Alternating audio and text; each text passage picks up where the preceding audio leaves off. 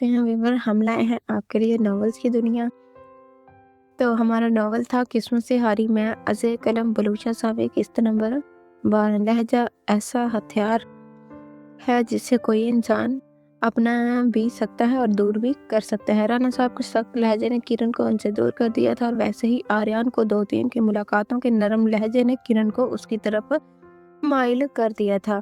अगले दिन उसने राना साहब से पूछकर ड्राइवर के हाथों कुछ और नावल भी मंगवा लिए। दिल ही दिल में वो अपने आप को आर्यन का इंतजार करने पर कोसती। वो टेरेस पर बैठी उर्दू नावल पढ़ रही थी जब इसके सामने दीवार पर छाया नमूदार होते हुए देखा तो उसने मुस्कुराहट दबाए दीवार की तरफ देखा और किताब पढ़ने की अदाकारी करने लगी। आर्यन दबे पांव आया और कुछ कहे बिना 2 फुट के फासले से उसके साथ बेंच पर बैठा अनजान बनकर नज़रें बता हुआ टेरेस का नजारा करने लगा।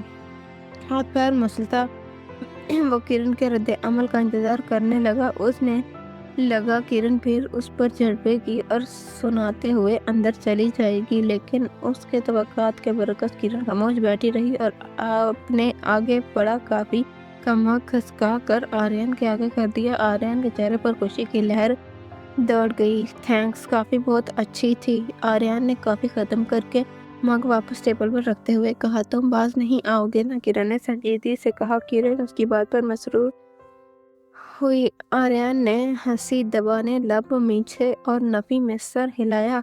किरण ने लंबी सांस लेती हुई आबरू झुकाकर सामने देखने लगी। डर नहीं लगता? राना साहब को पता चला तो वो क्या कहेंगे? तुम्हारा क्या हशर करेंगे? तुम्हें कोई भी ख्याल नहीं है? जिंदगी में जब तक एडवेंचर ना हो जीतने का मजा नहीं आता।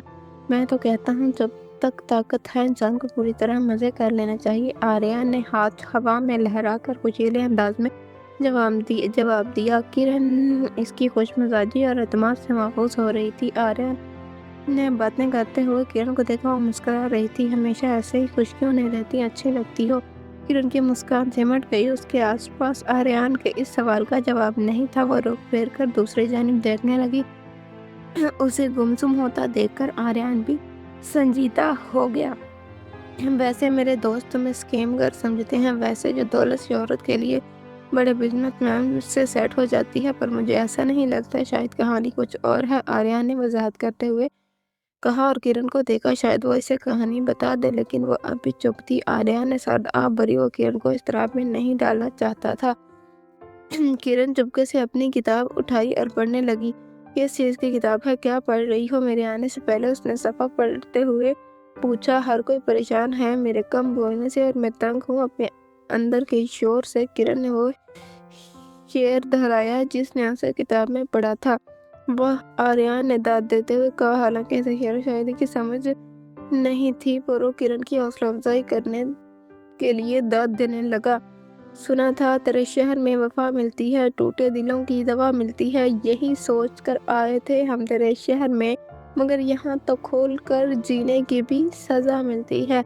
ये शेर सुनाते हुए वो आबदीदा हो गई। उसे राना साहब याद आ गए। वो दीवार की जानिब रुख कर गई और आर्यन के सामने जज्बाती नहीं होना चाहती थी। किरण ने माजरत करती हुई उठी और अंदर चली गई। आर्यन ने उसे नहीं रोका और किरण को हंसाना चाहता था, ना कि रुलाना। खामोशी से वापस दीवार फैलांग कर चला गया। कमरे में आकर वो वॉशरूम चली गई और मुंह पर पानी के कुछ चिमटे डाले, लेकिन सांस लेते हुए खुद को कंपोज करने लगी।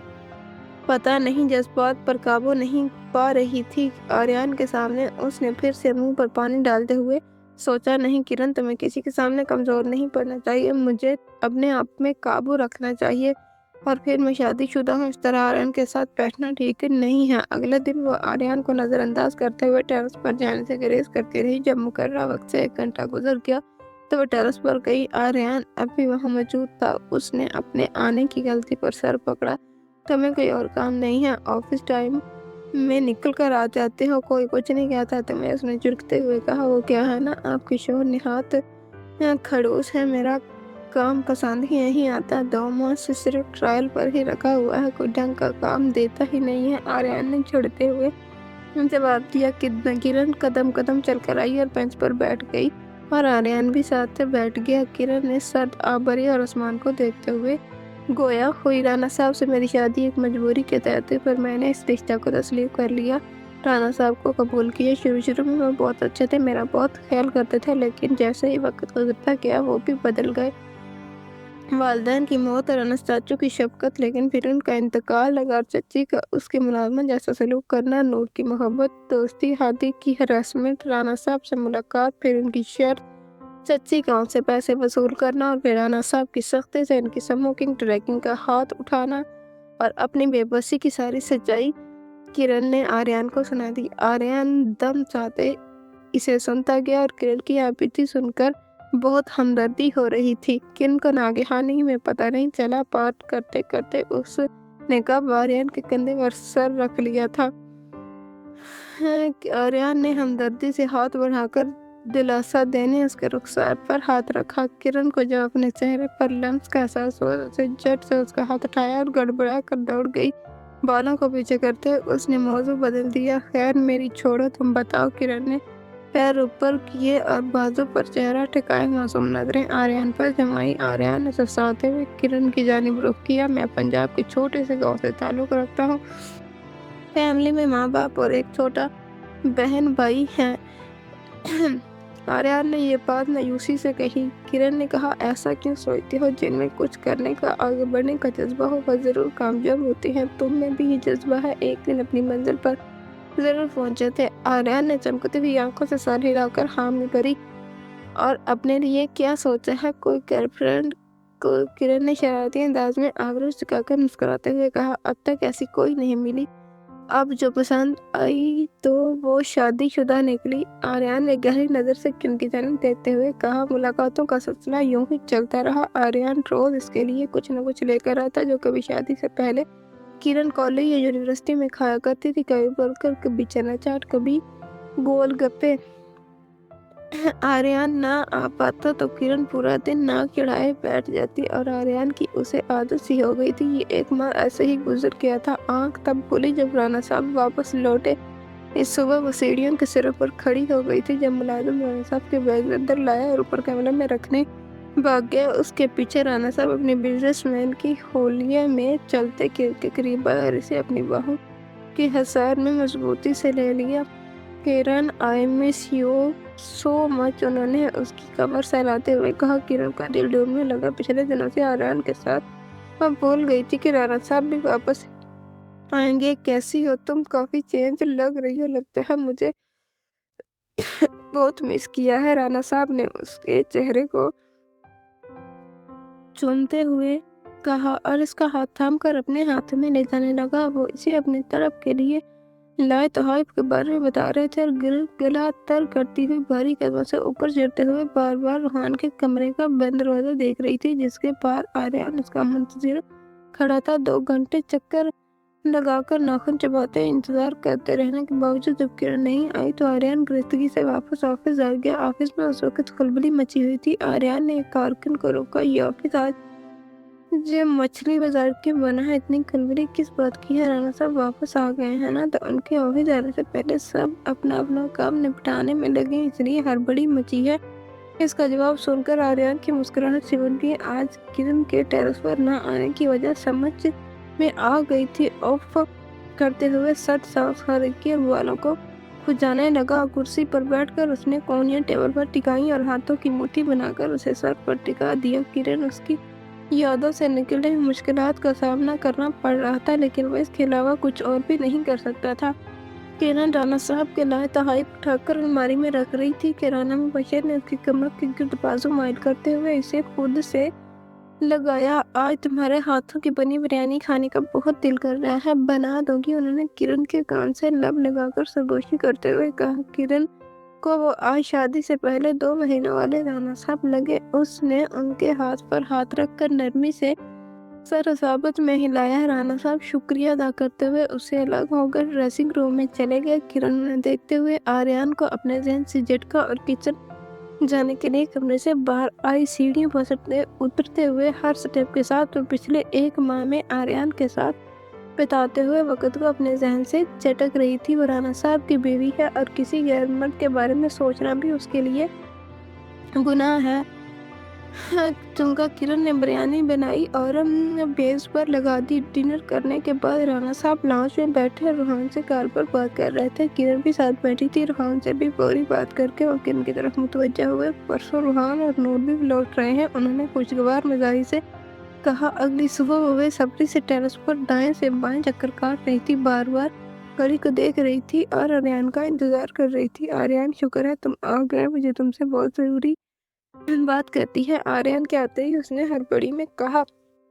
आर्यन शरारती अंदाज में हाथ हवा में बुलंद करते हुए गले मिलने के अंदाज में आगे आया। ओ, इतनी बेताब थी मुझसे मिलने, इसने मुस्कुराहट दबाए हुए कहा। मजाक के मूड में नहीं हूँ, सीरियस बात करनी है। किरण ने तेजी से उसे झटका। अच्छा ठीक है, जानता हूँ तुम्हारा शौहर वापस आ गया है, पर तुम उसका गुस्सा मुझ पर क्यों उतार रही हो? आर्यन ने मुंह बसोरते हुए कहा। कल और नूर और रूहान भी वापस आ रहे हैं।